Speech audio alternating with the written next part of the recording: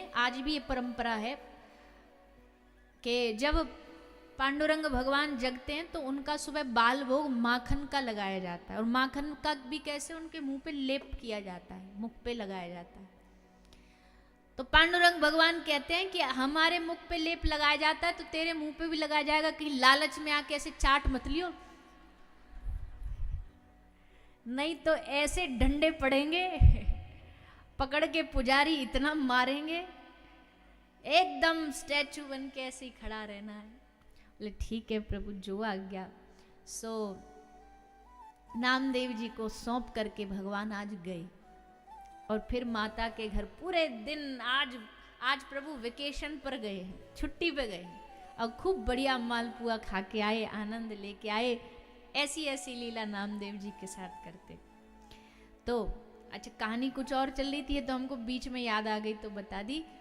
नामदेव जी जब आए सेन नाई गोरा कुम्हार के साथ, तो भगवान ने मुस्कुरा के नामदेव जी को कहा, अरे नामा तू आ गया, अरे वाह बड़ा अच्छा, पर एक बात बता, आज सेन को नहीं लाया अपने साथ? नामदेव जी ने देखा ऐसे तो ये खड़े,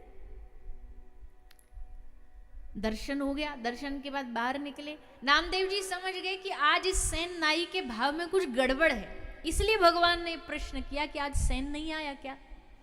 तो नामदेव जी ने पूछा सेन से कि भैया तू ये बता, तू यहाँ क्यों आया था आज?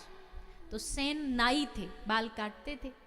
तो सेन नाई बोले, प्रभु दर्शन के लिए आए थे और बड़ा भाव था मन में दर्शन का, सोचा दर्शन कराते। साथ साथ में हमने ऐसा भी सुना है कि यहाँ पंढरपुर में बहुत सारे चमकीले पत्थर मिलते हैं, कीमती पत्थर, तो हमने सोचा वो पत्थर भी ले आएंगे जिसपे हम अपना वो औजार घिस सकें, उसको पहना सकें। तो पत्थर भी ले आएंगे और दर्शन भी कराएंगे। नामदेव जी बोले बस यही रोग है, दर्शन भी कराएंगे। इसीलिए ये गड़बड़ हुई है कि सामने खड़ा है पर ठाकुर जी कह रहे हैं आज सेन नहीं आया क्या? तो ये गड़बड़ नहीं करना। बोला ठीक है प्रभु, अगली बार आए दर्शन के लिए। अब जैसे दर्शन के लिए आए तो फिर प्रभु ने पूछा, पांडुरंगा ने पूछा, अरे नामदेव आज फिर सेन को नहीं लाए तुम? नामदेव जी बोले फिर इसने कुछ गड़बड़ कर दी। नामदेव जी ने फिर पूछा, भैया आज किस लिए आया है तू? हमने तुझे मना किया था पत्थर लेने के भाव से मत। बोला ना ना, हम पत्थर लेने के भाव से नहीं आए। अब हमने तो ये सोचा था कि पिछली बार हमसे गड़बड़ हो गई, पत्थर ले आए थे, अब की बार हमने सोचा पत्थर भी वापस लौट आएंगे और दर्शन भी कराएंगे। बोले फिर चूक गया, पत्थर भी लौट आएंगे दर्शन। ये जब तक तेरे मन में भी रहेगा ना तब तक तुझे ठाकुर जी, अच्छा तुझे ठाकुर जी दिख जाएंगे पर ठाकुर जी को तू नहीं दिखेगा। जब दर्शन ही कराएंगे की भावना रहेगी ना, उस दिन तुम पर भगवान की दृष्टि पड़ेगी। इसलिए चाहे सत्संग हो, चाहे कथा हो, चाहे तीर्थ यात्रा हो, कहीं भी हो, पर एक भाव रख के जाओ कि कथा ही सुनने जा रहे हैं। अब सामने झूले लगे, समोसे बट रहे हैं, जलेबियां चल रही हैं, अब क्या, कई लोग क्या बोले मेला भी देखाएंगे और कथा भी सुनाएंगे, झूला भी झूलाएंगे और कथा भी सुनाएंगे। तो ऐसे भी वालों को कथा समझ नहीं आएगी। एक भाव, प्रभु की दृष्टि हम पर पड़े, हरि बोल मेरी रचना। और भगवान की दृष्टि कब पड़ेगी? जब आप जीवन को सात्विक रखोगे, भजन करोगे, भगवान के नाम का सुमिरन करोगे। देखो आज एक चीज और हम बोलते जाएंगे, 7वां दिन है, आगे पता नहीं किस मोड़ पर कहाँ कब कैसे आपसे सबसे भेंट हो, पर आज 7 दिन आप सबने कथा सुनी है। तो हम चाहते हैं, देखो कई बार ऐसा हो जाता है कि जो हम बोलना चाह रहे हैं हम वो बोल नहीं पाते हैं, पूरा ढंग से समझा नहीं पाते हैं। कई बार सामने का इतना भाव नहीं होता तब भी भाव नहीं निकल पाते हैं, तो कई चीज़ कभी रह भी जाती हैं। पर एक चीज़ हम आप सबसे निवेदन करके जाना चाहते हैं कि भैया देखो, कोई बात हमसे रह गई हो, कोई बात आपसे समझने में रह गई हो, पर एक चीज़ आप सबको हमारी इस कथा के द्वारा समझनी है, माननी है। और वो क्या है, जो एक दिन हमने बीच में भी आपसे निवेदन किया था, सब छूट जाए, कुछ ना बन पाए, कुछ काम ना बन पाए, कोई बात नहीं, लेकिन सबको भगवान के नाम का सुमिरन अवश्य करना है। सबको भगवान के नाम की माला अवश्य करनी है, रोज करनी है। कैसे कैसे करनी है वो विधि भी बताएंगे बाद में, पर इतना समझ लीजिए कि इस जीवन की धन्यता उसी में होगी जब कान भगवान की कथा सुनेंगे, जिव्या भगवान का नाम लेगी, हाथ भगवान की सेवा करेंगे, चरण भगवान की धाम की परिक्रमा या उनके नाम संकीर्तन में नृत्य करेंगे, तभी इस जीवन की धन्यता है। इसलिए अपनी इंद्रियों को समझाइए। क्या?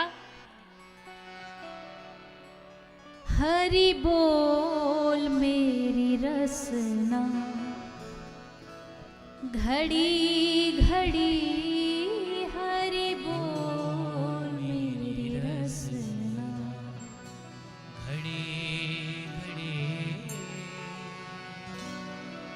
व्यर्थ बिताती है क्यों जीवन, व्यर्थ बिताती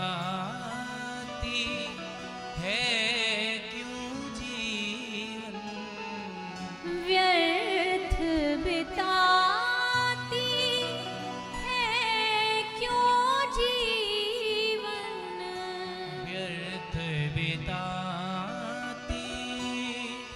है क्यों जीवन, मुख मंदिर में, मुख मंदिर में, मुख मंदिर में, मुख मंदिर में, पड़ी पड़ी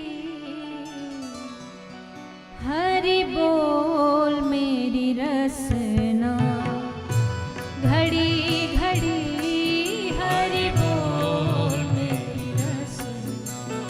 आइए सभी भाव, घड़ी हरि बोल मेरी रसना, घड़ी घड़ी हरि बोल मेरी रसना, घड़ी घड़ी व्यर्थ बिताती है क्यों जीवन, व्यर्थ बिताती है क्यों जीवन, हाँ व्यर्थ बिताती है क्यों जीवन, व्यर्थ बिताती है क्यों जीवन, मुख मंदिर में, मुख मंदिर में, मुख मंदिर में, मुख मंदिर में, बड़ी बड़ी हरि बोल मेरी रसना, घड़ी घड़ी हरि बोल मेरी रसना, घड़ी घड़ी हरि बोल मेरी रसना, घड़ी घड़ी हरि बोल मेरी रसना। सभी से निवेदन, सब माताएं थोड़ा थोड़ा आगे आ जाओ, सब सभी से निवेदन थोड़ा थोड़ा आगे आ जाए।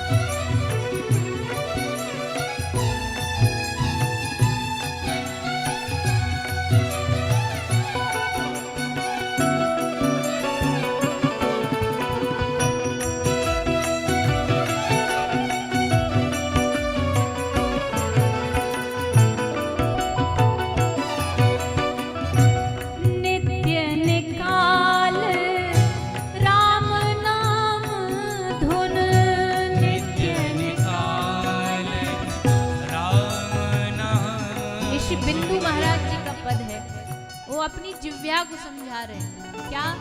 जिव्या, तू जब देखो अनर पड़ी पड़ी इस मुख मंदिर में कर क्या रही है? सो रही है, समय बर्बाद कर रही है। और बोलने पे भी आती है तो क्या बोलती है? कड़वा बोलती है। बोलने पे आती है तो क्या बोलती है? निंदा, चुगली, बुराइयां, यही काम कर रही है। लेकिन इसमें तेरी धन्यता नहीं है। तेरी धन्यता है जब तू कृष्ण कृष्ण बोले, तेरी धन्यता है जब तू श्री राधा राधा बोले, तेरी धन्यता है जब तू राम कृष्ण हरि बोलेगी, तेरी धन्यता उसी में होगी। बैठे बैठे क्या प्राप्त होगा? अब भी देखो, आप बैठे हो यहाँ, 3 घंटे बैठते हो यहाँ, सुनते ही तो हो कान से, पैरों से मेहनत कर रहे हो, कान से सुनना है। जिह्वा क्या कर रही है? आराम कर रही है, पर इसको आराम नहीं करने देना है। और जिह्वा से मन मन में बोलना है गुरु मंत्र। गुरु मंत्र नहीं तो हरे कृष्ण कृष्ण कृष्ण हरे हरे, हरे राम राम राम राम। तब ही इस जीवन की, इस जिह्वा की धन्यता है। इसलिए श्री बिंदु महाराज अपनी जिह्वा को कहते हैं, हाँ नित्य निका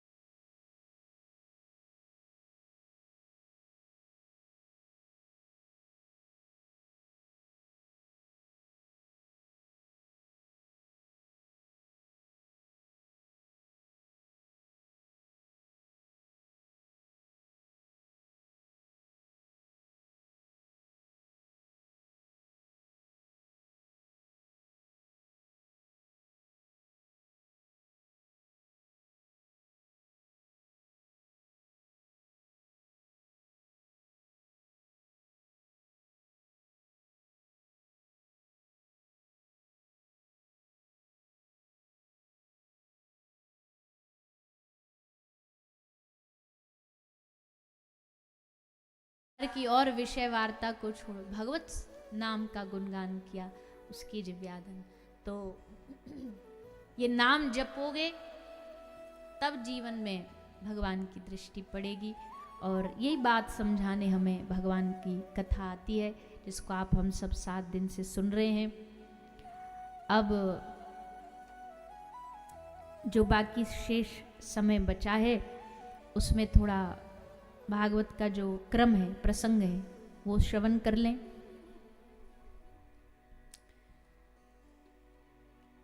कल हमने भागवत के कथा के अनुसार भगवान की द्वारिका लीला शुरू करी, आरंभ करी।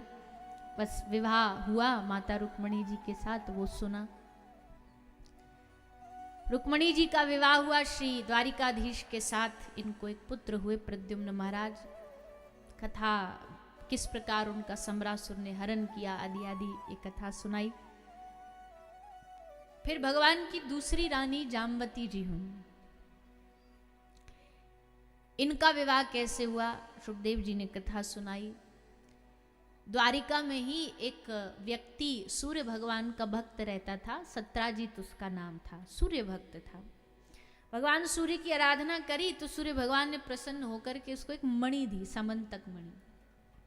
उस मणि को लेके पूजा करता था बड़े विधिवत रूप से। और मणि वो ऐसी थी कि उसकी विधिवत पूजा करो तो वो 8 भार स्वर्ण सोना देती थी दिन में।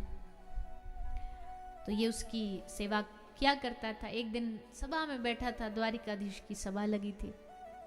सब लोगों ने इससे कहा, सत्राजित से, कि भाई साहब देखो, राजा हैं द्वारिकाधीश श्री कृष्ण, और ये मणि तुमसे ज्यादा हमको लगता है कि ये द्वारिकाधीश के पास होनी चाहिए, राजा के पास होनी चाहिए।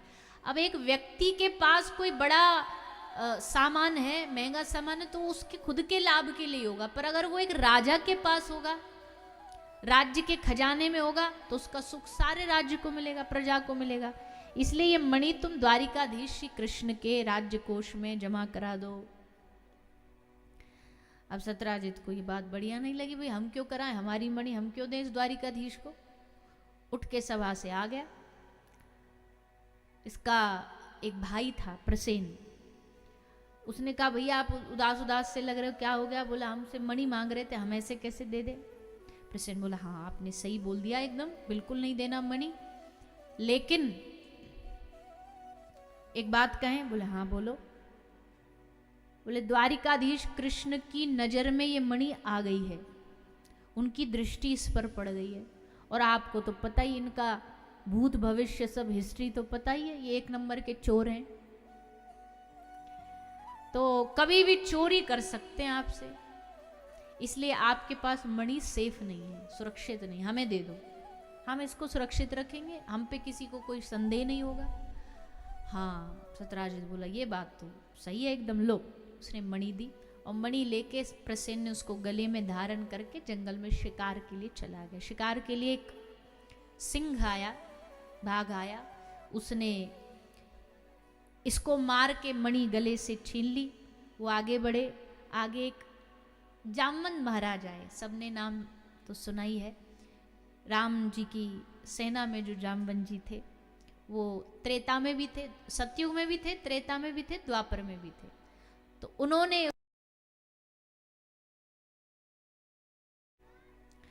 अब यह जब प्रसेन नहीं लौटा तो सत्राजित समझ गया कि उसको किसी ने मार दिया। किसने मारा? तो उसने कलंक किस पे लगाया? श्री कृष्ण के ऊपर। द्वारिकाधीश ने हमारे भाई को मार के मणि चुरा ली। भगवान ने कहा ये हद हो गई भैया, लो, लेना ना देना, हमको चोरी की बदनामी पीछा नहीं छोड़ती। एक बार चोर बदनाम हो जाए तो फिर तो सारा शक उसी पे जाता है, संदेह उसी पे जाता है। भगवान ने कहा हमने कुछ किया ना धरा ना, नाम ऐसे मणि चाहिए, पर भैया देखो हम राजा हैं, और प्रजा में अगर कभी कोई थोड़ा सा संशय बढ़ जाए तो राजा का दायित्व है उसको दूर करना, या तो उसके प्रति हो या कोई काम के प्रति हो। तो द्वारिकाधीश ने कहा मणि हमने चुराई तो नहीं, पर चोर कौन है ये जरूर हम ढूंढ के लाएंगे। चलो, द्वारिका के कुछ गणमान्य व्यक्तियों को साथ लिया, मणि ढूंढने निकल पड़े। मणि ढूंढते ढूंढते ढूंढते ढूंढते गुफा के पास पहुंच गए। गुफा के बाहर सब द्वारिका वालों का तुम यही इंतजार करो, हम भीतर जा रहे, जब तक ना आए भीतर नहीं आना, 15 दिन तक यहाँ इंतजार करना, 15 दिन बाद न लौटे तो तुम लौट जाना, सोच लेना अब हम वापस नहीं आएंगे। ठीक है प्रभु। प्रभु अंदर चले गए। पर भैया गुफा इतनी लंबी चौड़ी थी, 15 दिन तो भगवान को अंदर घुसने घुसने में ही निकल गए, नहीं आए।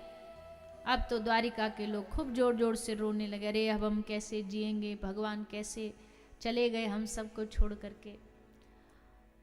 और वो भालू कितना ताकतवर होगा जो द्वारिकाधीश को उसने हरा दिया, और अगर वो बाहर आ गया इस गुफा से, द्वारिका में आ गया, तबाह कर देगा द्वारिका को। इसलिए उस गुफा के दरवाजे पर एक बड़ा सा पत्थर अड़ा के और चले गए। हम कई बार कहते भैया देखो यही अंतर था द्वारिका वालों में ब्रज वालों में। द्वारिका वाले थे तो छोड़ के चले गए, पत्थर अड़ा गए कि भैया भालू बाहर नहीं आए। अगर यही जगह पे कोई ब्रजवासी होता ना, अरे मर जाता, प्राण त्याग देता, जान न्यौछावर कर देता, पर अपने लाला को कभी अकेले छोड़ के नहीं जाते।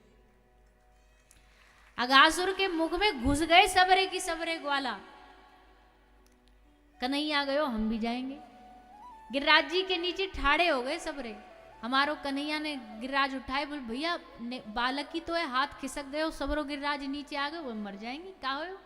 अपने कन्हैया के लिए तो कुछ भी करेंगे। ब्रज का प्रेम बड़ा अलग है, बड़ा अद्भुत है। एक दिन कन्हैया अपने ग्वाला के संग कछु गए बाहर वन में, भूख लगी तो ग्वाला एक फल तोड़ लायो। फल लायो, ठाकुर जी बोले हमें भूख लग रही है, आधो दे, तो आधा आधा तोड़ लिया, आधा ठाकुर जी को, आधा स्वयं, आधा खाया, आधा खा लिया। और खाने के बाद बोला अरे कन्हैया मोह को बड़ी भूख लग रही है, अपने में तो थोड़ो सो दे दे। तो ठाकुर जी ने थोड़ो सो अपने में तो दे दियो, वाकू खा लियो। वाकू खा के फिर बोलो कन्हैया हमको बड़ी भूख लग रही, लाला थोड़ा और दे दे। ठाकुर जी ने आधा और थोड़ा सा तोड़ के दे दिया।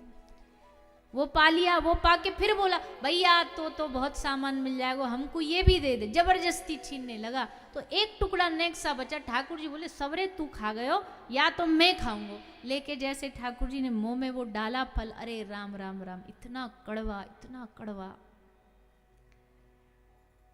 ठाकुर जी ने कहा अरे सखा तू या कब ते खा रो है,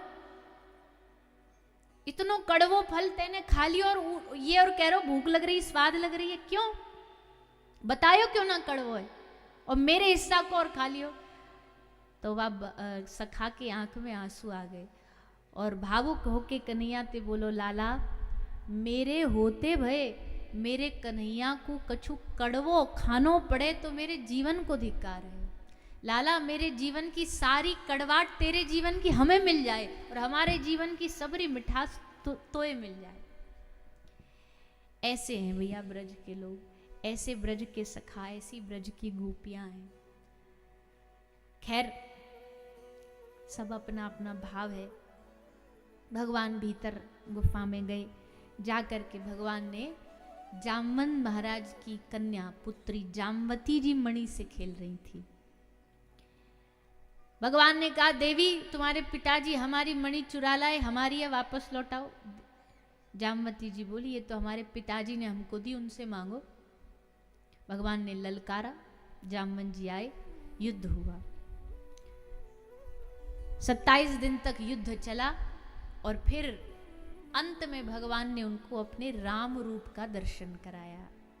अपने आराध्य, अपने प्राण आधार श्री राम प्रभु का दर्शन करके जामवंत जी समझ गए, भगवान के चरणों में क्षमा मांगी, प्रभु मैं आपको पहचान न पाया, अब आप आ ही गए हो, ये मणि तो आपकी है ही है, पर इस मणि के साथ साथ एक कृपा और कर दो। क्या? हमारी पुत्री को और स्वीकार कर लो।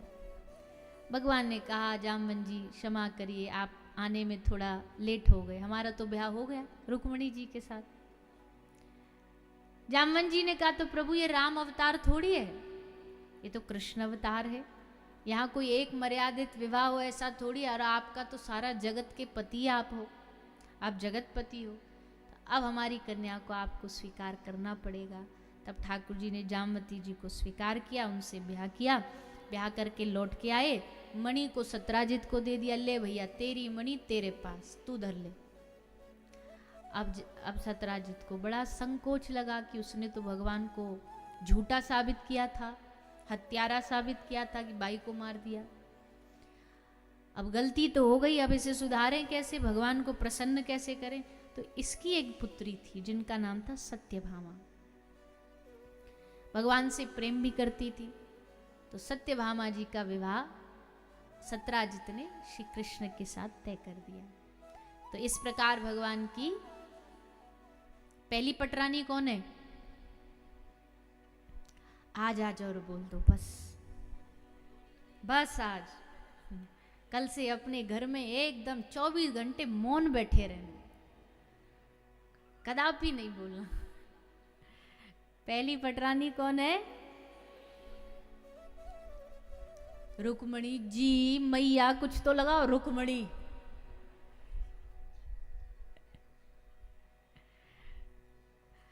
माता रुक्मणी भगवान श्री कृष्ण की पहली पटरानी। दूसरी जामवती जी, तीसरी सत्यभामा जी, चौथी कालिंदी यमुना जी, सूर्य भगवान की पुत्री,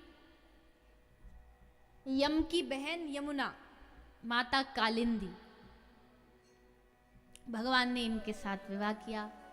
मित्रविंदा पांचवी पटरानी भगवान की, उन्वेंद्र राजा की पुत्री है मित्रविंदा। स्वयंवर हुआ था, स्वयंवर में सबको न्योता दिया, श्री कृष्ण को नहीं बुलाया, जबकि मित्रविंदा भगवान को ही चाहती थी। इन्होंने मन मन न्योता दे दिया और स्वयंवर में सबके देखते देखते ठाकुर जी मध्य में पधारे। मित्रविंदा माला लेके गई, सामने ठाकुर जी को देखा, गले में माला डाल दी। मित्रविंदा जी के साथ भगवान का विवाह हो गया। तो पांचवी है मित्रविंदा, छठी है सत्या, नग्नजीती भी नाम है इनका, नग्नजीत राजा की बेटी है। 7 बैलों को नाथ करके भगवान ने इनके साथ ब्याह किया है। तो ये है माता सत्या जी। आगे भगवान की पटरानी हुई श्री भद्रा जी, और 8वीं पटरानी हुई लक्ष्मणा जी। लक्ष्मणा जी को भगवान ने मत्स्य भेदन करके ब्याह किया, जैसे अर्जुन जी ने किया द्रौपदी के साथ, वैसे ही मत्स्य भेदन करके भगवान श्री कृष्ण ने लक्ष्मणा जी के साथ विवाह किया। तो 8 भगवान की मुख्य रानियां हुई हैं, पटरानियां हुई हैं। पर अब भगवान की 16,100 रानी कैसे हुई? ऐसा क्या हुआ जो भगवान ने सबके साथ विवाह किया? देखो भैया, भगवान ने कोई किसी कामना के वशीभूत होके ब्याह नहीं किए हैं, ये बात सब समझ लें। क्योंकि लोग, खासकर दूसरे धर्म के लोग जो हमारे ठाकुर जी के बारे में कुछ नहीं जानते, वो भाई यही गीत गाते रहते। तो ये क्या, पहले हमारे भगवान को जान तो लो। हमारे भगवान को जानने के लिए दिल चाहिए, दिमाग नहीं चाहिए। जिसके पास दिल होगा वही कृष्ण को समझ सकता है। ये बुद्धि में आने वाला नहीं है, दिल में आने वाला है। संसार में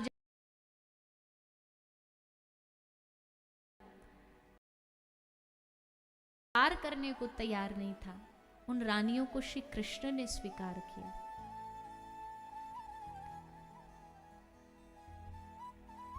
नरकासुर, भौमासुर नाम का एक दैत्य था।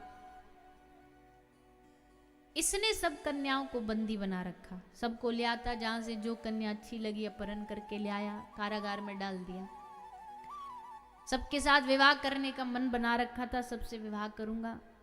पर कन्याओं ने भगवान को पुकारा। वो जानती हैं इस कारागार में हमारी आवाज कहीं तक पहुंच नहीं सकती, पर हमारे प्रभु एक ऐसे हैं जो कहीं से भी पुकार सुन सकते हैं। इसलिए इन सब रानियों ने भगवान को पुकारा। भगवान आए, इन सब रानियों के पास आकर के भगवान ने भौमासुर से युद्ध करके उसे हराया और इन रानियों को मुक्त करा के, पहले भगवान ने आदेश दिया इनको घर जाने का, पर इन नारियों ने निवेदन किया, नहीं प्रभु, संसार वैसे ही नारी को जीने नहीं देता। कभी किसी विषय को लेके, कभी किसी वस्तु को लेकर के कलंकित किया जाता है, चाहे वो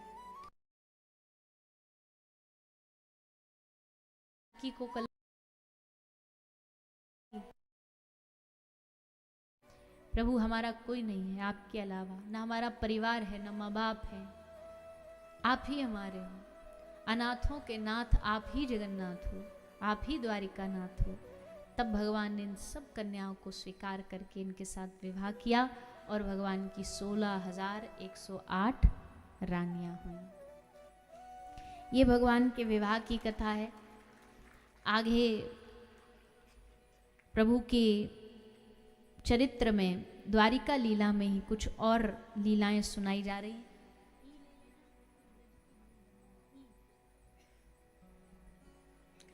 उन लीलाओं को भी हम सुनेंगे, द्वारिका लीला में भी प्रवेश करेंगे और आगे भगवान के मित्र की कथा भी है, वो भी श्रवण करेंगे।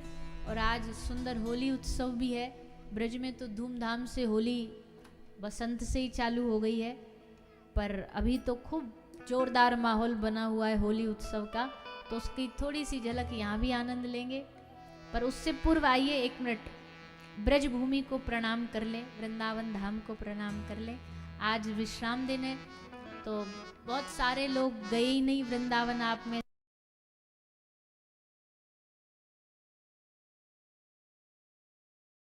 ताकि हमें, वैसे तो ब्रजवास ही मांगते हैं कि ब्रजवास मिल जाए, पर कम से कम वास जब हो, लेकिन उससे पहले कम से कम दर्शन तो हो जाए। इस भाव से श्री किशोरी राधा रानी से प्रार्थना कर रहा है एक भक्त, क्योंकि ब्रजवास किशोरी जी की कृपा से मिलता है। श्री जी जिसे बुलाती है उसे ही ब्रजवास मिलता है। तो एक शरणागत भक्त श्री किशोरी जी से प्रार्थना कर रहा है। आप सब भी प्रार्थना करिए, भाव से गाइए।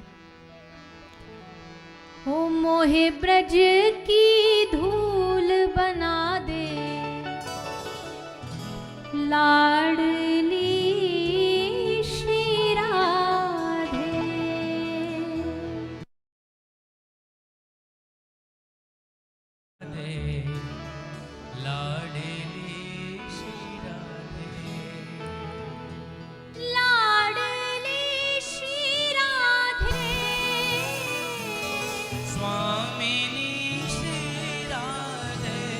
सभी आनंद लेते हो। हे ब्रज राधे, लाडली श्री राधे। मोहे ब्रज की धूल बना दे, लाडली श्री राधे। ओ मोहे ब्रज की धूल बना दे, लाडली श्री राधे। मोहे ब्रज की धूल बना दे, लाडली श्री राधे। लाडली श्री राधे, लाडली श्री राधे। स्वामिनी श्री राधे। स्वामिनी श्री राधे। ओ मोहे ब्रज की धूल बना दे, लाडली श्री राधे। मोहे मोहे ब्रज की धूल बना दे, स्वामिनी श्री राधे। ओ मोहे ब्रज की धूल बना दे, लाडली श्री राधे। मोहे ब्रज की धूल बना दे, आपसे सभी दोनों हाथ उठा के तालियों की सेवा करते हैं।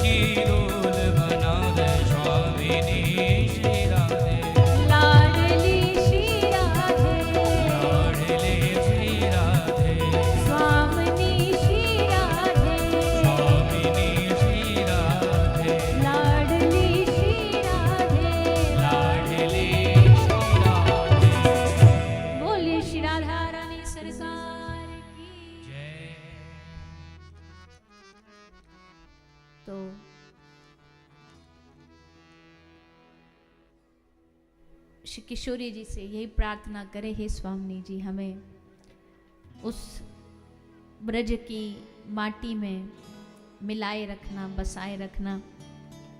इसी भाव के साथ आइए आगे के शेष कथा प्रसंग को सुनेंगे।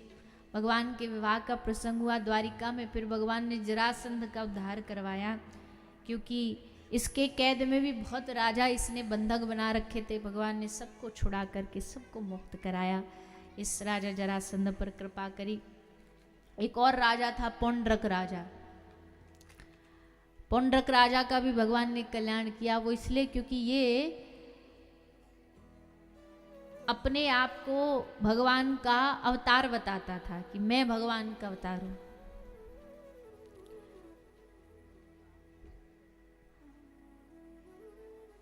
कई बार हमसे लोग पूछते हैं, बोले आजकल अंधविश्वास बहुत बढ़ रहा है, नकली असली को कैसे पहचाने? तो भैया जो व्यक्ति, जो साधु प्रवचन करता है, जो भी है, वो अगर अपने आप को कोई अवतार घोषित करते हो तो समझ जाना कि यहाँ मामला गड़बड़ है। उसका कारण क्या है? बोले भगवान जब खुद स्वयं अवतार लेते, वो अपने आप को अवतार नहीं बताते, वो तो उल्टा छुपाते हैं।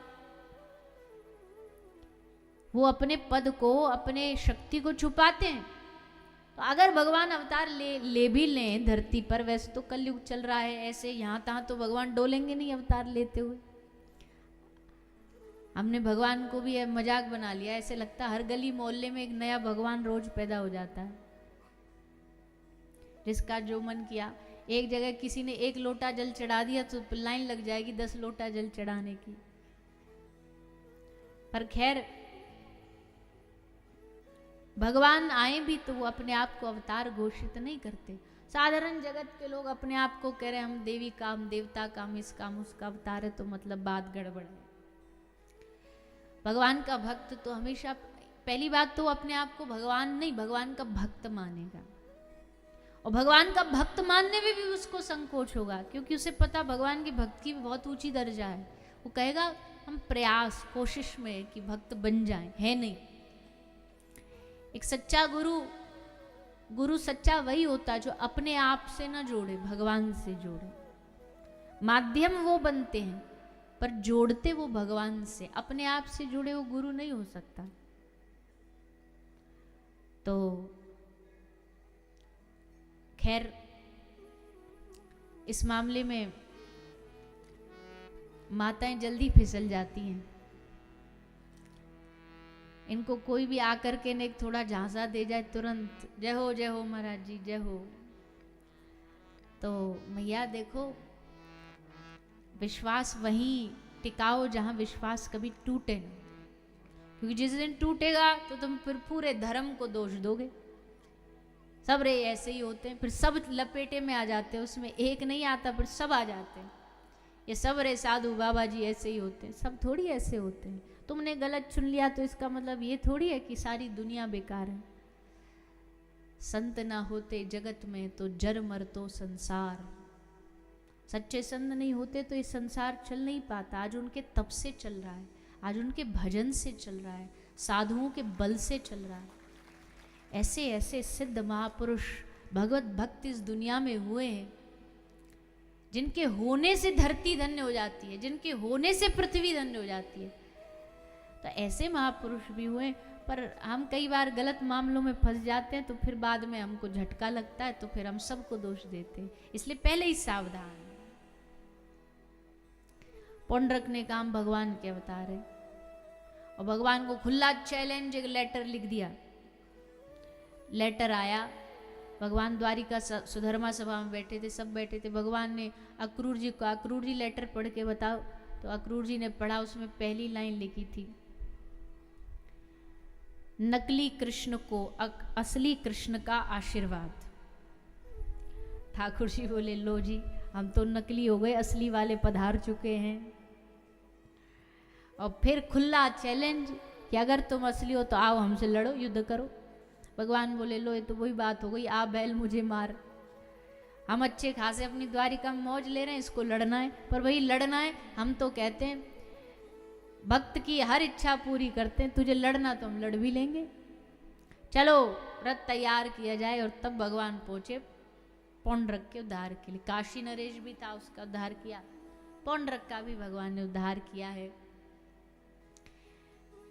फिर भगवान महाभारत में हस्तिनापुर की ओर चल दिए।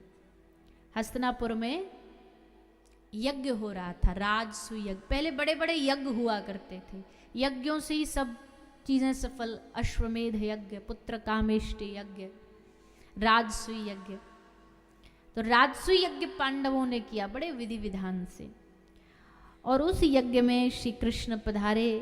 भगवान ने सबको अपना अपना कार्यभार सौंपते हुए किसको क्या करना यज्ञ में वो सब बता दिया।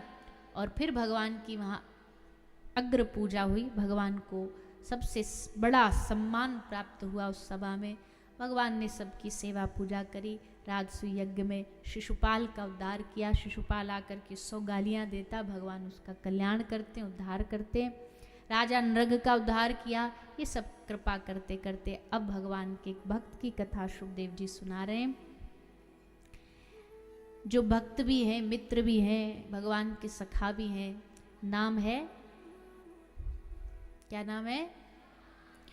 सुदामा जी महाराज। श्री सुदामा जी की कथा शुकदेव जी सुनाते हैं। कृष्णस्य सति सखा कश्चित् ब्राह्मणो ब्रह्मवित्तः विरक्तेन्द्रियार्थेषु प्रशांतात्म जितेन्द्रिया। शुकदेव जी ने बड़े सुंदर सुंदर शब्द उपयोग किए सुदामा जी के लिए। कौन है सुदामा? विरक्त।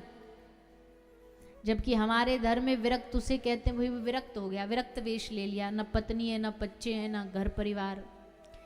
पर गृहस्थी भी विरक्त हो सकता है, ये सुदामा जी ने बताया। विरक्ति केवल संसार को त्यागना नहीं होता, मन से वस्तुओं को त्याग देना सच्ची विरक्ति होती। वो कोई घर में रह के भी कर सकता है, पैंट शर्ट पहनने वाला व्यक्ति भी विरक्त हो सकता है। और एक संत का वेश लेकर के धारण करने वाला वो व्यक्ति जिससे कुछ छूट नहीं रहा, त्याग नहीं रहा, वो कहां से विरक्त हो जाएगा? एक साधु बाबा जी 30 साल हिमालय की गुफा में तप करके आए। और तप किस लिए किया? क्रोध पे विजय प्राप्त करना है। 30 साल तक तप किया, क्रोध पे विजय प्राप्त करके आए। आकर के एक मंदिर में दर्शन करने गए। दर्शन में भीड़ लगी थी। अब भीड़ में तो धक्का मुक्की होनी है भैया। उनको क्या पता कि ये विरक्त महाराज पधारे हैं। अब धक्का मुक्की ने एक ने दूसरे में पाम मारा, दूसरे ने तीसरे में, और एक ने बाबा के पाम पे पाम धर दिया। और जैसे पैर रखा, बाबा एकदम उखड़ के पड़े। मूर्ख, तू जानता नहीं हम कौन है? हमने 30 साल क्रोध पर विजय प्राप्त करके आए। उसने चरण पकड़ लिए। वाह वाह वाह, आप जैसी क्रोध पर विजय प्राप्त करके आए हो, धन्य हो गए हम। क्योंकि भैया देखो, असली तो थ्योरी में तो कोई भी लिख दे, असली जब प्रैक्टिकल में आता तब पता लगे ना कितना पास और कितने फेल हैं। कहने को तो कोई भी कह दे हम क्रोध पे, काम पर, लोभ पर विजय प्राप्त है, पर जब प्रैक्टिकली देखा जाए तो बड़े बड़े तपस्वी भी उन दुर्गुणों में गिर जाते हैं। तो कहने का भाव बस इतना है कि साधु का मतलब कोई कपड़ा बदल देना, घर त्याग देना नहीं होता। एक घर में बाल बच्चों के साथ रहने वाला व्यक्ति भी साधु हो सकता है। हमारे समाज में ऐसे ऐसे गृहस्थी साधु हुए हैं। हमने आपको जितने नाम लिए थे अभी वारकरी के, ये सब गृहस्थी थे। सेन नाई था, कोई घर छोड़ के भाग तो नहीं गए, काम तो किया, कर्म तो किया। श्री गोरा जी कुम्हार थे। जैनाबाई पूरा नामदेव जी के घर का चौका बासन करती थी, कर्म तो करते थे। कर्म छोड़ना भजन नहीं होता, पर ईमानदारी से कर्म करना ये जरूर भजन होता है। ये भक्ति होती है, ये ईमानदारी भक्ति सिखाती है।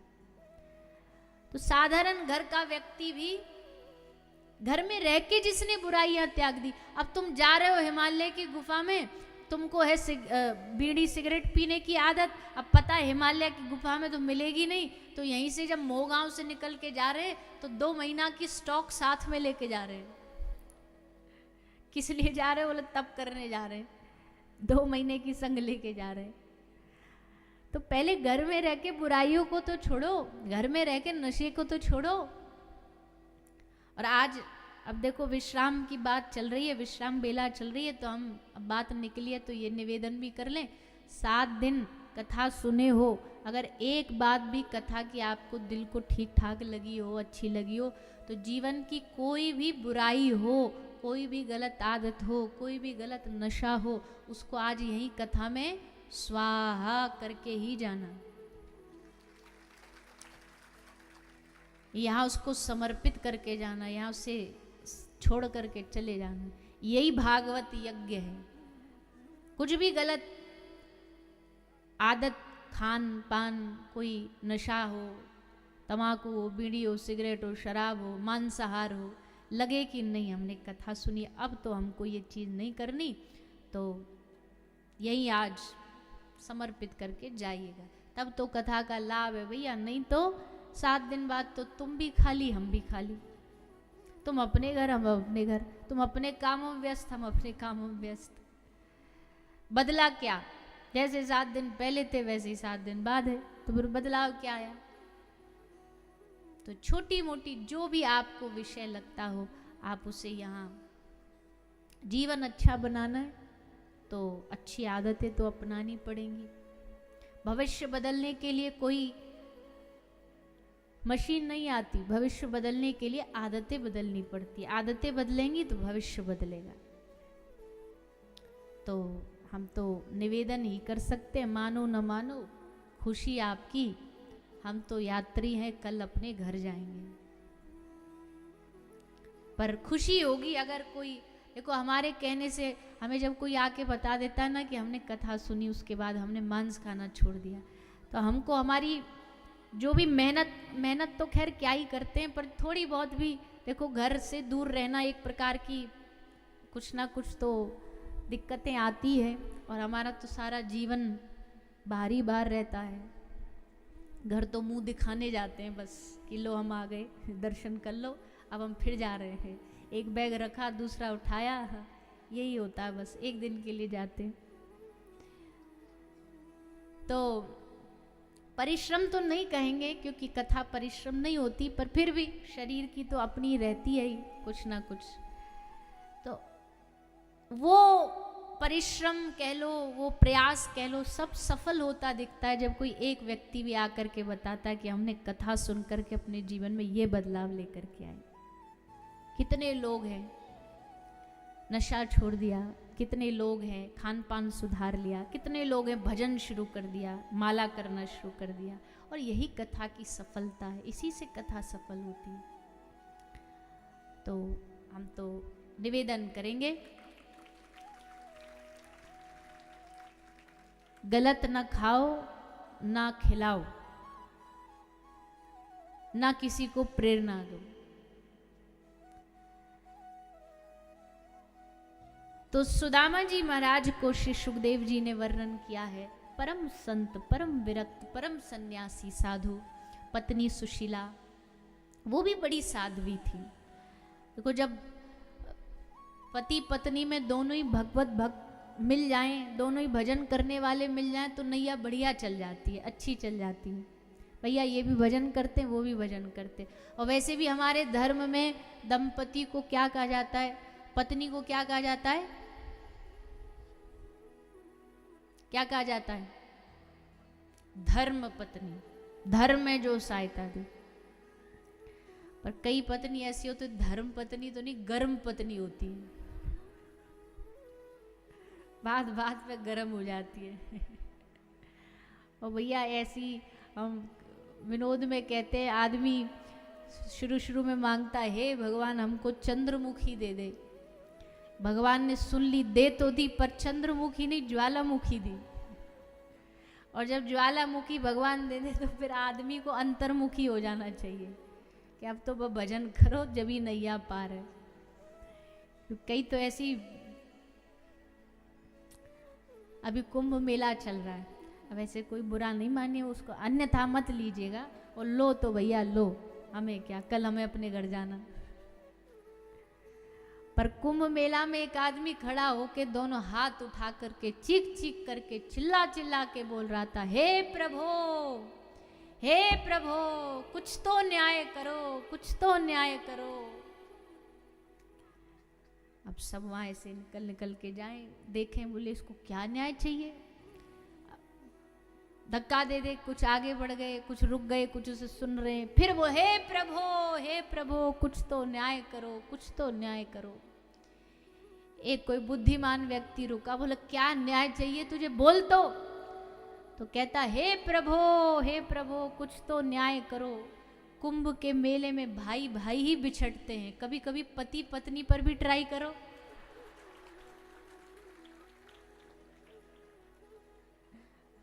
कभी कभार तो जब यहां से जाएं तो जय हो। तो भैया सिर्फ हंसाने के लिए, ऐसा हुआ नहीं था। कहीं बोल, हम भी गए थे ना अभी कुंभ में, तो बोला अच्छा देखा था, देखा नहीं, ऐसे ही सुना रहे हैं मजाक में। साध्वी थी श्री सुशीला जी, कभी सुदामा जी को किसी विषय वस्तु को लेके तंग नहीं किया, भजन में मदद करती। हाँ, बच्चों को कभी भूखा देख परेशान होती। सुदामा जी से एक आध बार कहा भी आपके मित्र हैं द्वारिकाधीश, उनसे कुछ मांगने चले जाओ, लेकिन सुदामा ने कहा ना सुशीला, भगवान की भक्ति मांग के उद्देश्य से नहीं की जाती, स्वार्थ के उद्देश्य से नहीं की जाती। हमको उनसे कोई मांग नहीं है, हमें उनसे कुछ नहीं चाहिए। पर फिर जब सुशीला जी ने भगवान द्वारिकाधीश से मिलने का लोभ दिया, सुदामा जी को कहा कि मांगना ही थोड़ी उद्देश्य है, मिलने भी तो जाया जा सकता है, मिलकर के उनका दर्शन भी तो किया जा सकता है। तब सुदामा जी के हृदय में मिलन की ज्योति जगी और सुदामा जी चल पड़े। सुशीला से कहा कि देवी मित्र के घर जा रहे, खाली आदमी क्या लेके जाएं?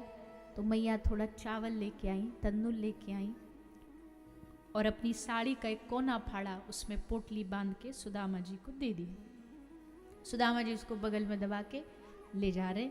श्री कृष्ण नाम गाते गाते, भगवान नाम गाते गाते सुदामा जी द्वारिका की ओर चलते जा रहे हैं, मन में भगवान का ध्यान करते जा रहे हैं कि मिलेंगे भगवान तो क्या बात करेंगे, कैसे मिलेंगे, गले लगाए, अच्छा पहचानेंगे कि नहीं पहचानेंगे।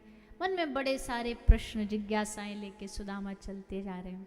और जब आपको किसी से मिलने की जल्दी हो तो रास्ता भी बड़ा लंबा लगता है, खत्म क्यों नहीं हो रहा, अरे भैया ये कब आएगा, कब स्थान आएगा। तो सुदामा जी यही भाव रख करके चलते चलते चलते पहुंचे द्वारिका। द्वारिका भगवान ने योग माया शक्ति से पहुंचा दिया उन्हें, ताकि ज़्यादा कष्ट ना हो। द्वारिका पहुंचे, द्वारिका में सबसे परिचय पूछा, भैया ये नगरी का नाम, हम कहाँ आ गए? बोले भैया आप द्वारिकापुरी में खड़े हो। है द्वारिकापुरी आ गई? बोले हाँ आप द्वारिकापुरी में खड़े हो। अच्छा द्वारिकाधीश का महल? बोलो वो देखो सामने सबसे लंबा ऊंचा शिखर जो है वो द्वारिका रुक्मणी जी का महल है। सुदामा जी बड़े प्रसन्न हो गए, जाकर के द्वारपाल खड़े थे, द्वारपालों से निवेदन किया भैया जरा सूचना पहुंचाओ ना, आपका मित्र मिलने आया है सुदामा। अब भागवत जी में तो ऐसा कहीं नहीं लिखा कि द्वारपालों ने भगा दिया, लौटा दिया, धक्के दे दिए, लोग कहते हैं, पर ऐसा भागवत जी में कहीं वर्णन नहीं है, क्योंकि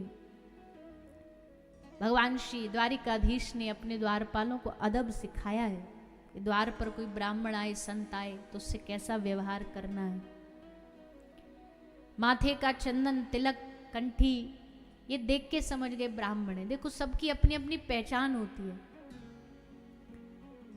हम भारत वाले बड़े भाग्यशाली हैं, यहां तक कि हमारे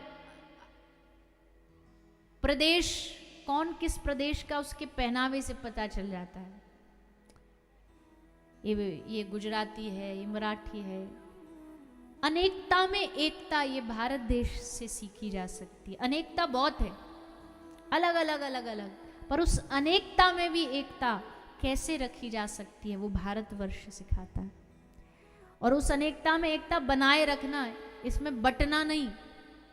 धर्म के नाम पे, जाति के नाम पे, संप्रदाय के नाम पे जो बंटवारा किए बैठे हैं ना, ये कभी अपने धर्म को समझ ही नहीं पाए। ये बंटवारा नहीं होना चाहिए, सब एक ही है, सबका एक ही भाव है।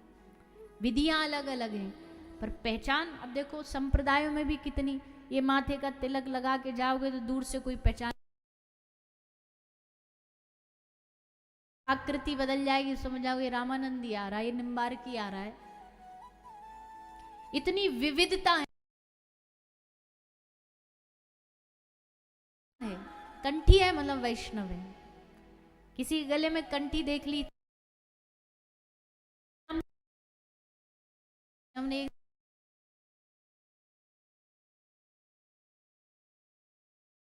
इसमें कोई शर्म संकोच नहीं होना चाहिए। हर कोई भारतीय, हर कोई सनातनी के माथे पे चंदन होना चाहिए। जब दूसरे धर्म वाले अपने आप को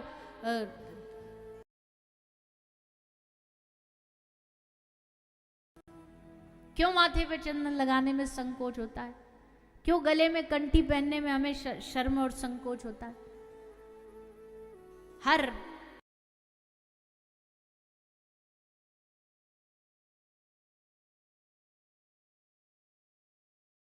पहचान को खोइए मत, रोज थोड़ा चंदन लगाइए, कंठी धारण करिए। आज इतना ज्यादा हमें, अब उस विषय में अभी जाना तो नहीं, क्यों कथा सुदामा जी की चल रही है, पर अब आ गई जुबान पे तो छोड़ भी नहीं सकते, नहीं मन में मलाल रहेगा। आज इतना ज्यादा धन का लालच दे करके, चीजों का लालच दे करके लोग को इतना धर्मांतरण किया जा रहा है। भाग जाते हैं लोग, भोले भाले लोग, गरीब लोग पैसा के लालच में डूब जाते हैं। भारत देश में इतनी तेजी से ये काम हो रहा है, छोटे छोटे प्रदेशों में, आदिवासी क्षेत्रों में, उनके कानों में उल्टी सीधी बातें भर करके, उनके भगवान के, उनके धर्म के प्रति उल्टी सीधी बातें भर के, और वो बहक जाते हैं, अपने धर्म को छोड़ के दूसरी जगह फिसल जाते हैं। पर भैया, अगर जिस धर्म में आपको भगवान ने जन्म दिया ना, मरते दम तक उस धर्म को निभाना, यही आपका परम कर्तव्य है, ईमानदारी से निभाना। हम तो दूसरे धर्मों की बोलते, दूसरे धर्म में जिसका जन्म हुआ आप निभाओ अपने मौज से। आपको भगवान ने सनातन धर्म में जन्म दिया है तो अपने धर्म को निभाओ, खूब शान से निभाओ, डूब के निभाओ, और अपने बच्चों को शिक्षा दो। क्योंकि आजकल अंग्रेजी सभ्यता में तो कोई शिक्षा में तो कुछ बचा नहीं जिसमें धर्म को सिखाया जाता हो।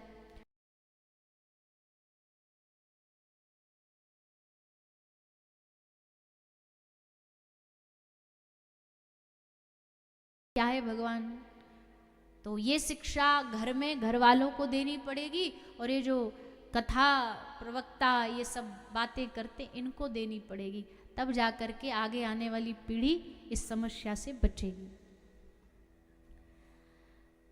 तो माथे का चंदन, कंठी सुदामा जी को देख द्वारपाल समझ गए भगवान का कोई भक्त आया, स्वागत सत्कार किया। सुदामा जी ने मिलने की आशा रखी, तो सबने कहा कि भैया आप थोड़ा ब्राह्मण देवता रुक जाइए, हम भगवान से निवेदन करके आते हैं, उनको लगा तो आपको बुलाएंगे। द्वारपाल भीतर गए, भगवान को जाकर के निवेदन किया, प्रभु द्वार पर एक ब्राह्मण आया, कहता आपका मित्र है, थोड़ी सी दशा बताई, कैसा कैसा स्वरूप है। उनकी दशा सुनकर के ही द्वारिकाधीश समझ गए, आहा मेरा सुदामा आ गया, मेरा मित्र आ गया मुझसे मिलने के लिए। मैं कब से प्रतीक्षा में वर्षों से था, कब उसे हमारी याद आएगी। आज हमारी याद आई, बस सुन करके द्वारिकाधीश उठे।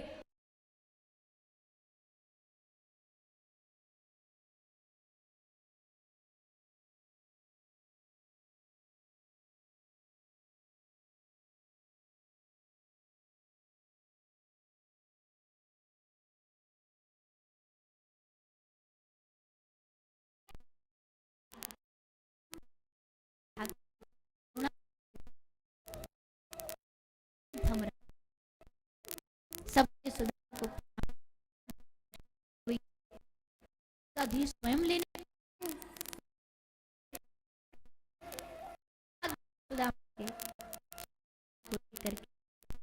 हैं तो चरण धोए हैं सुदामा, चरण धो के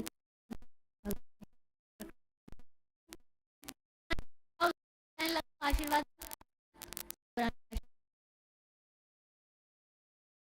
रुक्मणी जी आशीर्वाद देते हैं। रुक्मणी सत्यभामा जी आशीर्वाद लेने सुदामा कौन है? दूसरे नंबर की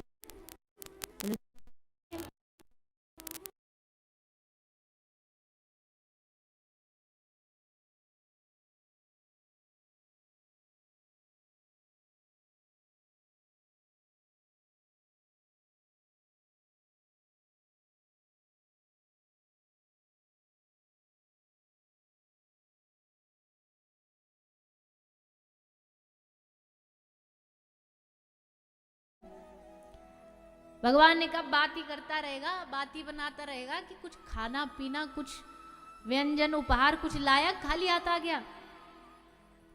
अब सुदामा जी बड़े संकुचित हुए, भैया कैसे दे, कैसे दिखाएं, कैसे कहें कि लो हम चावल लाए हैं। बड़ा संकोच हो रहा है सुदामा जी को। भगवान समझ गए हमारा मित्र संकोच कर रहा है। उसके संकोच को भगवान ने दूर किया। भगवान ने झट से उसकी बगल से चावल की पोटली छीनी और चावल की पोटली छीन करके भगवान ने तंदुल पा रहे, 1-2 मुट्ठी तंदुल पा लिए, थोड़ा सब रानियों में बांट दिए। और लोग कहते हैं कि इसके बदले में सुदामा जी को धन धान्य महल सब भंडार भर दिए भगवान ने। हाँ वो बात सही है, पर सुदामा जी ये लेने थोड़ी आए थे, धन लेने थोड़ी आए थे। सुदामा कोई महल बन जाए ये मांगने थोड़ी आए थे। बताओ भागवत जी में एक भी बार सुदामा ने कहा भगवान घर बनवा दो, भगवान झोपड़ी बनवा दो हमारी? नहीं, कभी नहीं।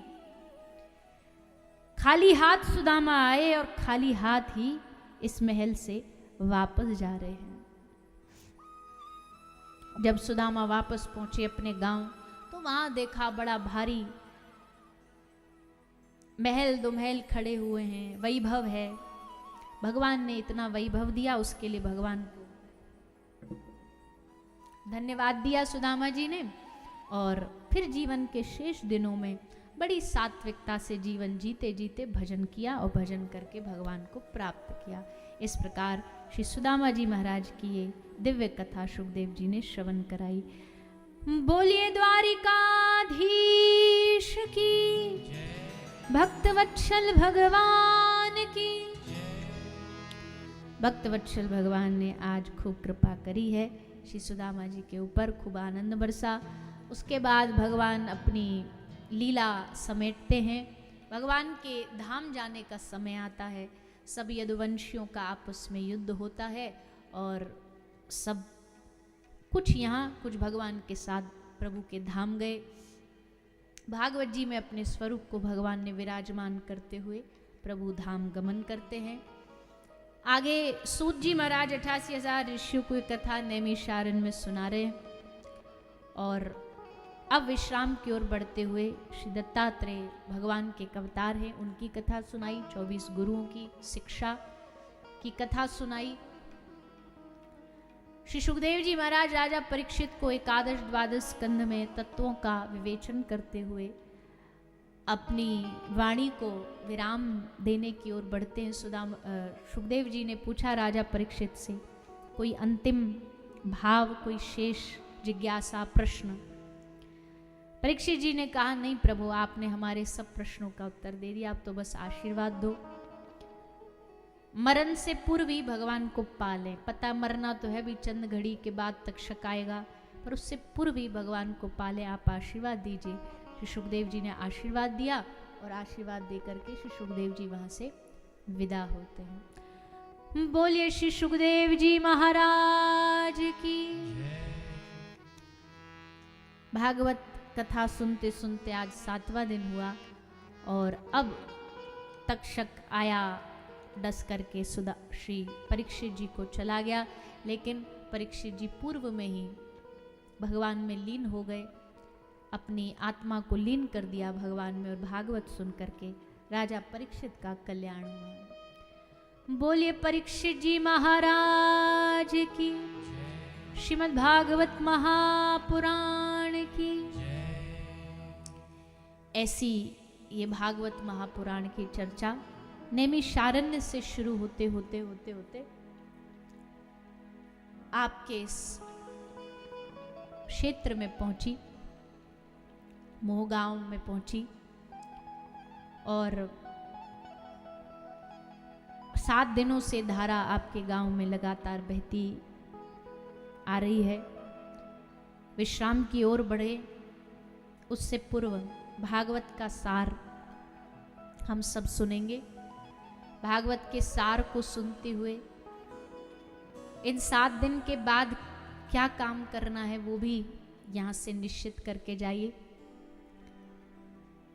सभी हाथ जोड़ लेंगे और भागवत के विश्राम श्लोक का सब साथ में पाठ करेंगे, सभी बोलेंगे।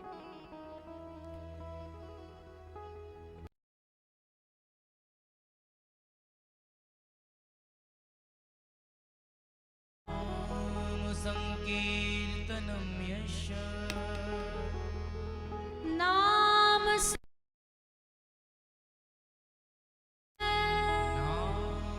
संकीर्तनं यश सर्वपाप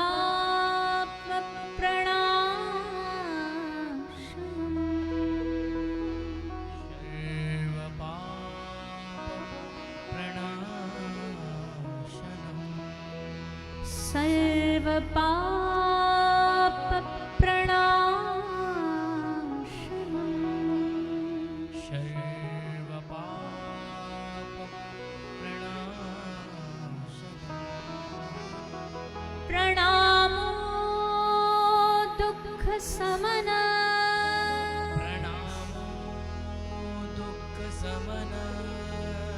प्रणामो दुःख समन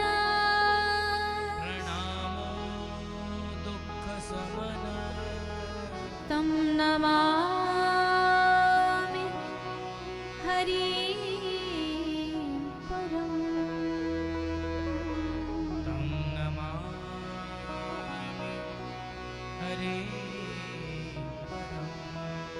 तं नमामि हरि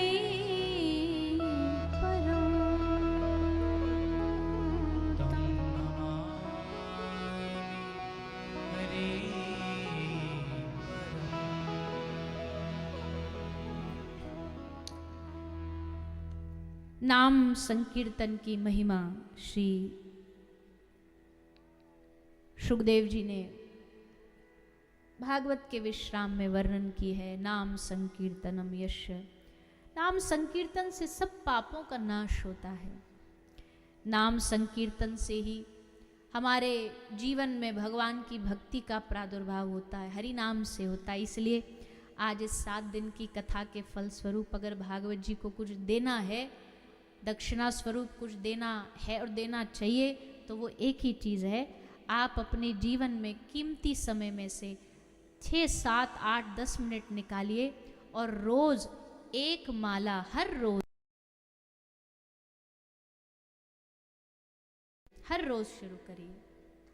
माला लेकर के माला जाप करना है सबको, एक माला से शुरुआत करिए। एक पर रुकना नहीं है, पर शुरुआत एक से करिए, धीरे धीरे उसको आगे बढ़ाइए। एक माला करने में 7-8 मिनट लग जाते हैं, इतना तो हम भगवान को दे ही सकते हैं। इतना तो हर रोज भगवान के लिए निकालना कोई मुश्किल काम नहीं है।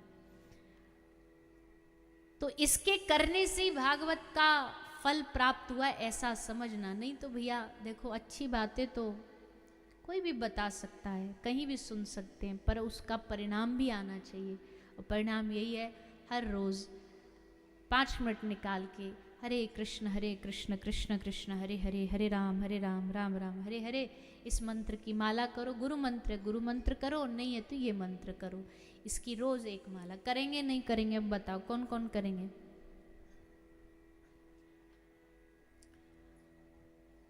जो नहीं उठाए,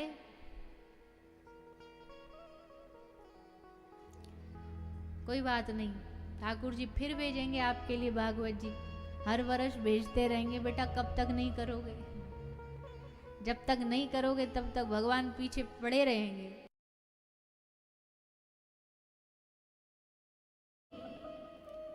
इस कथा में आए। हम तो आशा करते सभी इतना समय भगवान के लिए तो निकालें ही भगवान के नाम जाप में, और दूसरा इस नाम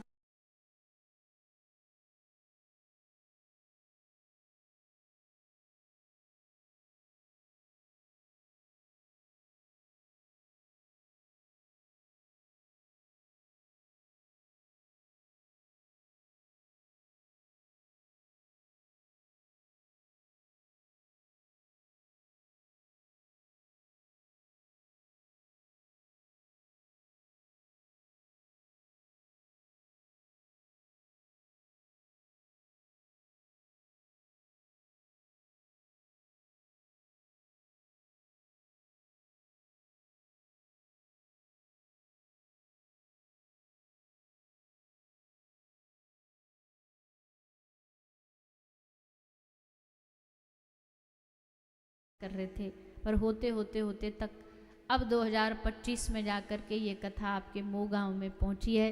तो एक बार सबसे पहले तो पूरी समिति का जोरदार अभिनंदन करतल ध्वनि से।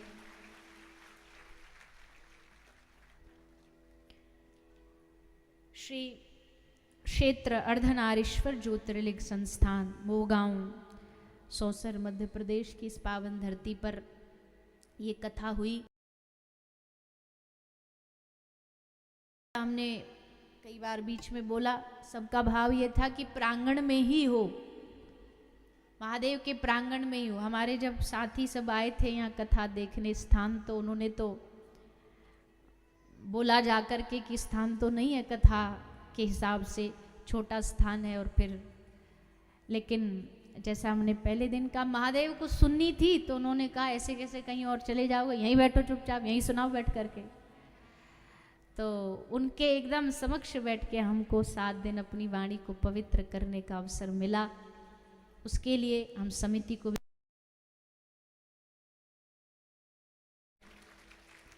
अपने इस छोटे से क्षेत्र में खूब बढ़िया प्रयास किया, कथा यहाँ कराई, हर वर्ष कराते हैं। इस बार थोड़ा और भव्यता से कराई, आगे आने वाले वर्षों में और भव्यता प्रदान हो, अधिक से अधिक लोग कथा सुन पाएं, ऐसी हमारी भगवान महादेव के चरणों में प्रार्थना है, निवेदन है। इस कथा में आप सब भी पधारे, आपने इस कथा की शोभा को बढ़ाया, इसलिए आप सबका भी खूब खूब आभार, खूब खूब अभिनंदन। तन मन धन से जो भी जिसका यहाँ कथा में सहयोग रहा हो, हम सबका आभार व्यक्त करते हैं। और उसके बाद अब चलेंगे हम मो गांव से। कहाँ चलेंगे अब, बोलो ना? वृंदावन। होली खेलने जाएंगे ठाकुर जी के संग। तो होली खेलेंगे, ठाकुर जी आएंगे हमारे बीच। पुष्पों की होली होगी, फूलों की, रंगों की नहीं, फूलों की होली होगी। उससे पूर्व कुछ स्वागत है जो अतिथि पधारे उनका, और उसके बाद हम सब होली उत्सव का आनंद लेंगे। सब एकदम शांति से बैठे रहिए अपनी अपनी जगह पे, कोई खड़ा नहीं, बातें नहीं, अनुशासन से बैठे रहो, सुनो, और फिर हम सब आगे बढ़ेंगे उत्सव की ओर। जय श्री राधे। विश्राम दिवस की पावन बेला है। कुछ ही पलों के बाद हम सभी भगवान के दिव्य होली उत्सव का दर्शन करेंगे। उसके बाद पूज्य देवी जी की विदाई भी है। बड़ा ही पावन संजोग इस पवित्र पावन धरा पर रहा। इन 7 दिवसों में हमारे बीच सम्मानीय श्रीमती शालिनी जी, बंटी साहू जी, मैं निवेदन करूंगा, सांसद जी हैं और कथा के पूर्व यजमान भी आप रह चुके हैं। एक बार जोरदार तालियों से पूरे परिवार से मैं निवेदन करूंगा कि मंच पर पधारें और पूज्य देवी जी का स्वागत सम्मान करते हुए व्यासपीठ की परम कृपा को प्राप्त करें।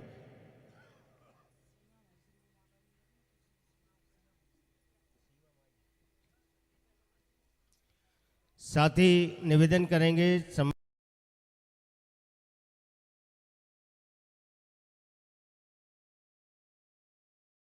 आशीर्वाद ग्रहण करेंगे।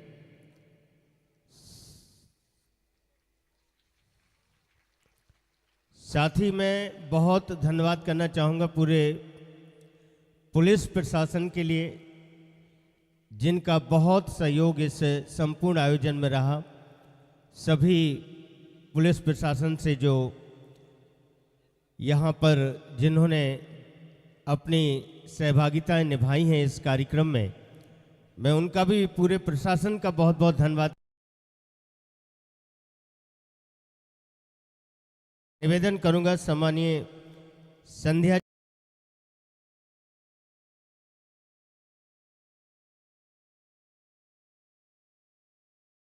जी और भी उनकी जो पूरी टीम है, सभी लोग मंच पर आएंगे और पूज्य देवी जी से आशीर्वाद ग्रहण करेंगे।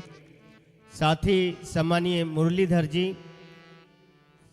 मुरलीधर हेडाऊ जी विशाल फूल भंडार से लोधी खेड़ा, जिन्होंने अपने पौत्र पौत्री के जन्मदिन के पावन अवसर पर 11,000 रुपये की राशि समर्पित की है। एक बार तालियों से सम्मान।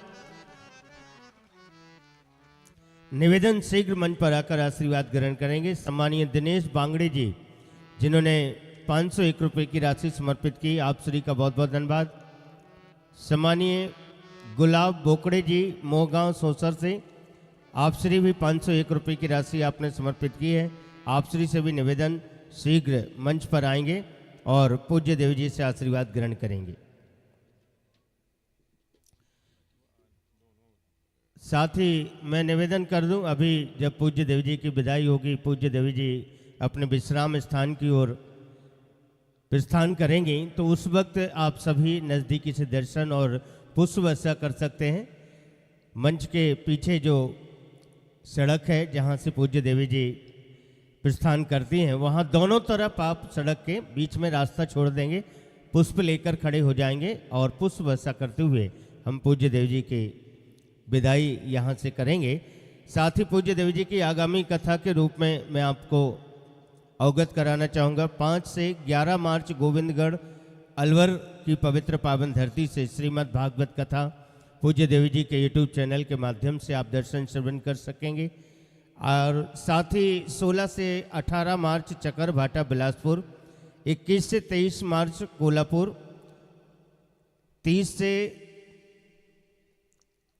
30 अप्रैल तक यूनाइटेड किंगडम में पूज्य देवी जी का प्रवास है। 4 से 10 मई 2025 गांव नगला बीरी, पोस्ट कटाना, जिला फिरोजाबाद, उत्तर प्रदेश में श्रीमद् भागवत कथा का आयोजन। 28 मई से 3 जून भूमिया बाबा सरकार, भिंड, मध्य प्रदेश। 4 से 16 जून यूरोप क्रूज के माध्यम से हम कथा का रसास्वादन कर सकेंगे। 20 जून से 8 जुलाई अमेरिका प्रवास है। 10 जुलाई से जो गुरु पूर्णिमा का कार्यक्रम है गौ सेवा धाम में आयोजित किया जाएगा पूज्य देवी जी की उपस्थिति में। 12 जुलाई से 7 सितंबर अमेरिका प्रवास। 7 से 13 सितंबर दरभंगा बिहार। 15 से 21 अक्टूबर वाली इंडोनेशिया। 25 से 31 अक्टूबर प्रयागराज।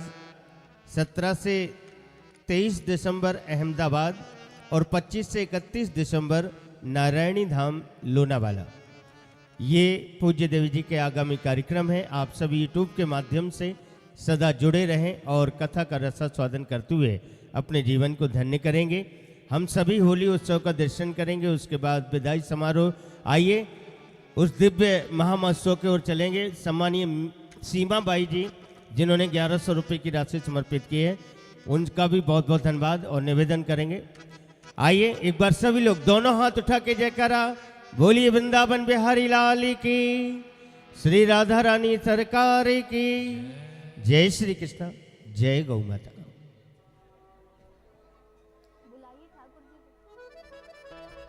श्री राधे। आइए सभी मिलकर के भगवान के उस दिव्य महोत्सव, होली महोत्सव में प्रवेश करेंगे। सभी गाते हुए, आनंद लेते हुए, बस धक्का मुक्की नहीं करना, जो जहाँ है वही रहना। भीड़ बहुत है, अपना सामान, अपने बाल बच्चे, मोबाइल, पर्स, सबका ध्यान रखना, खो ना जाए। और आनंद लेते हुए सब गाएंगे, सभी होली का आनंद लेंगे। हो आज बेरज में होरी रे रसिया, आज बेरज में हो रे रसिया, हे होरी रे बरजोरी रे रसिया।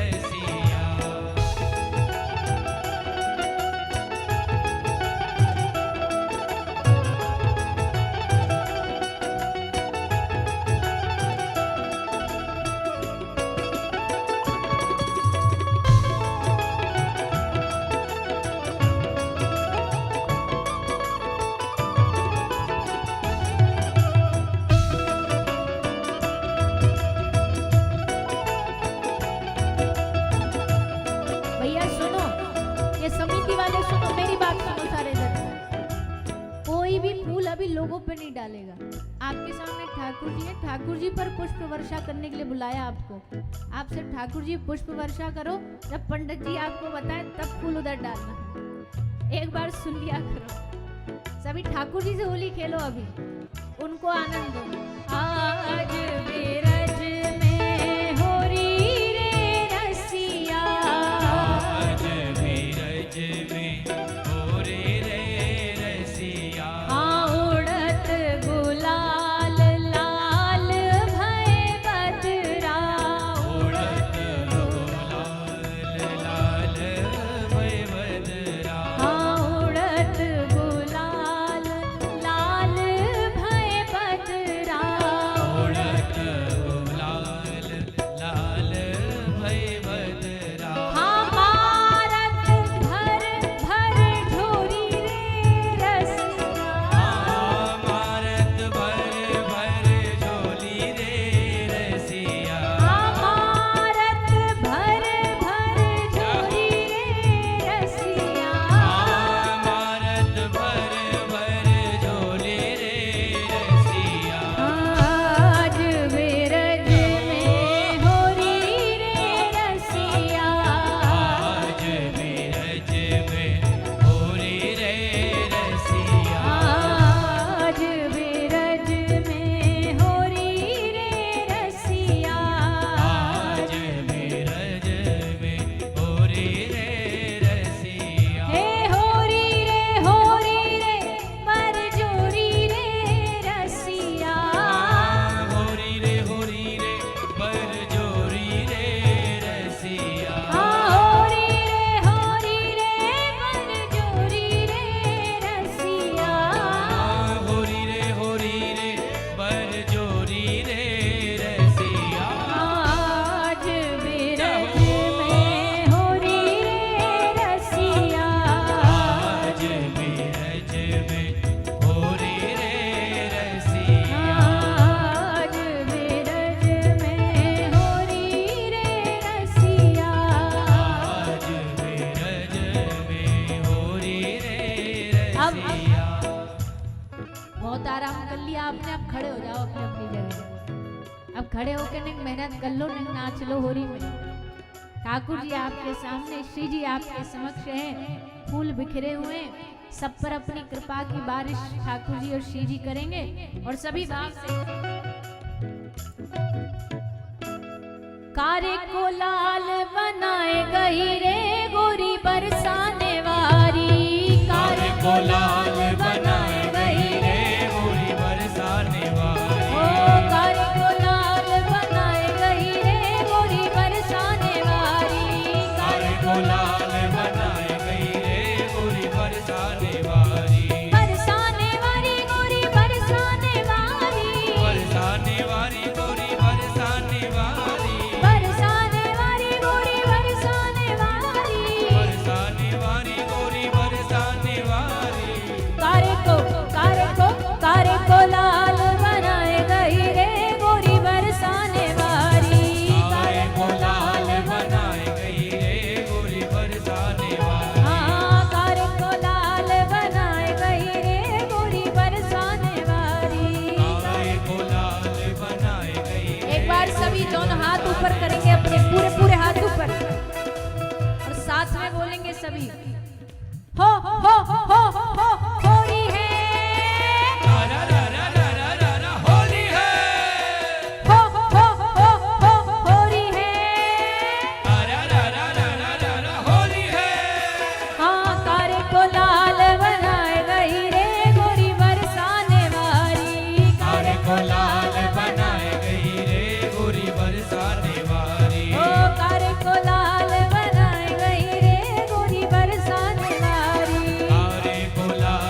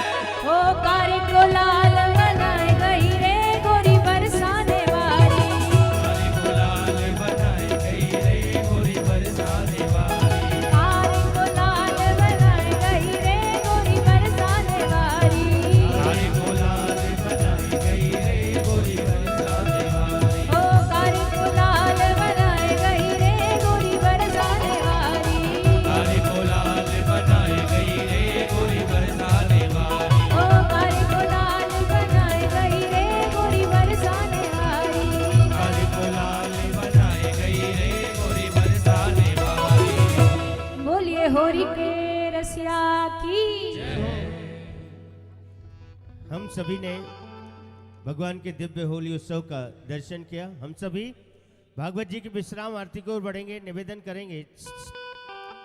सभी विश्राम आरती के बाद ही प्रस्थान करेंगे। उससे पहले संस्थान के कुछ पदाधिकारी जन जिनका सम्मान और आशीर्वाद निवेदन करेंगे। श्री वीरेंद्र देवीलाल जी शर्मा जो कि अध्यक्ष हैं मंदिर संस्थान के, पूज्य देवी जी से आशीर्वाद ग्रहण करेंगे। श्री संदीप दादू जी, सुरेश जी घाटोडे पूज्य देवी जी से आशीर्वाद ग्रहण करेंगे। श्री संयोजक के रूप में सम्मानीय संदीप जी से निवेदन। उपाध्यक्ष के रूप में श्री नितिन जी, लक्ष्मण जी डोबले साहब निवेदन, पूज्य देवी जी से आशीर्वाद ग्रहण करें।